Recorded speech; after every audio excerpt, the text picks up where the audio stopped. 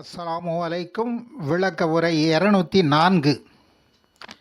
முந்திய தொடர் 27வது அத்தியாயம் வசனம் 38, 39 படி தாங்கள் கவனிக்கவும். இப்போது சுலைமான் நபி அவர்கள் கேட்கிறார், பில்கிஸின் அரியாசனம் மிக பிரசித்தி பெற்றது. இதை பில்கிஸ் இங்கு வருவதற்குள் இங்கு கொண்டு வந்து விடும் வல்லமை பெற்றவர் இங்கு யார் என்று கேட்கிறார் தன்னுடைய அரசவையில். இதன் மூலம் இறை வல்லமையும் நபித்துவத்தையும் அற்புதத்தையும் காட்டவே இவ்வாறு நபிகள் கேட்டார்கள். மனித சிந்தனையில் உதயமாகாத எத்தனையோ அற்புதங்களை இறைவன் நடத்தி காட்டுகிறான். இறை வல்லமையை அறிந்து இதை அறிந்தவர் எவரும் இதை மறுக்க இயலாது. நபிமார்கள் மூலம் அல்லாஹ் இதை நடத்தி காட்டுகிறான். இப்போது சுலைமான் நபிக்கு ஜின் வர்க்கத்தின் எல்லோரும் கட்டுப்பட்டவர்களாக இருந்தார்கள். இப்போது நபியின் அவையில் மனிதர்களைப் போல ஜின்களும் அமர்ந்து இருந்தார்கள். இங்கு ஒரு திடகாத்திரமான வீர ஜின் இப்ரீஸ் எனும் பெயர் கொண்டவன். இவன் மூர்க்கத்தனம் கொண்டது. அரசே, தாங்கள் இந்த இடத்தை விட்டு எழுவதற்குள் நான் அந்த அரியாசனத்தை கொண்டு வருகிறேன் என்றான். மனிதர்கள் யாரும் ஒன்றுமே கூறவில்லை.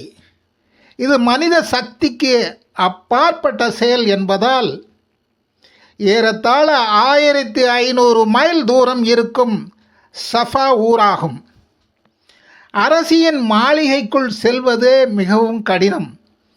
மிகவும் பாதுகாப்பாக வேறும் அரசி வைத்துவிட்டு வந்துள்ளார்.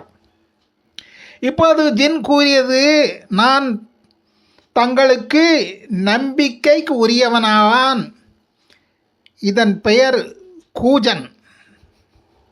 சுலைமான் நபி ஆட்சி பீடத்தில் அரை நாளாவது அமர்ந்து தீர்ப்புகளை வழங்கி கொண்டிருப்பார். இப்போது இந்த ஜின் கூறியது அதிக நேரமாக நபிகளாருக்கு தெரிந்தது.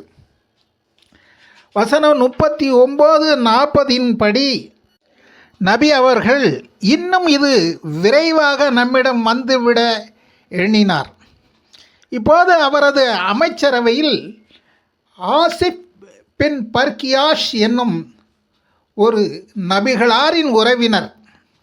இவர் மனிதர்தான், ஆனால் அல்லாஹ்வால் இவருக்கு பிரத்யேகமான ஞானம் வழங்கப்பட்டவர். அவர் ஏதோ ஒரு வேத ஞானமாகும். எந்த வேத ஞானம் என்பதை நமது நபிகளாரும் எடுத்து கூறவில்லை.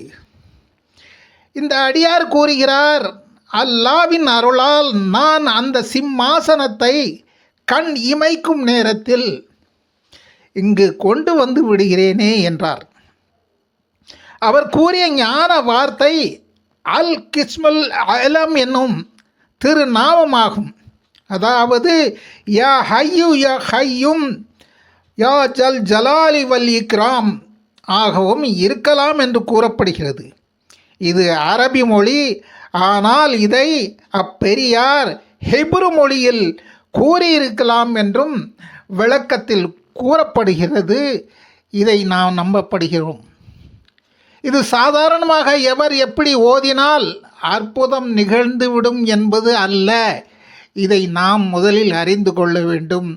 அதற்கு உண்டான ஞானம் பெற்றவரால், அதாவது பல நற்பண்புகள், செயல்கள், இறையச்சம் இவைகளை பெற்றவரால் தான் இதை முடியும் என்பதை நாம் அறிவோமாக. இப்போது நபி சுலைமான் இயற்கையாக கண்மூடி திறந்தார்கள். அந்த அரியாசனம் தங்கள் முன்னால் வைக்கப்பட்டிருப்பதை கண்டு அல்லாஹ்வுக்கு நன்றி சொன்னார்கள். மீண்டும் அல்லாஹ்வின் அற்புதத்தை எடுத்து உரைக்க எமக்கு அருள் பாலிப்பானாக. ஆமீன். வஸ்ஸலாம்.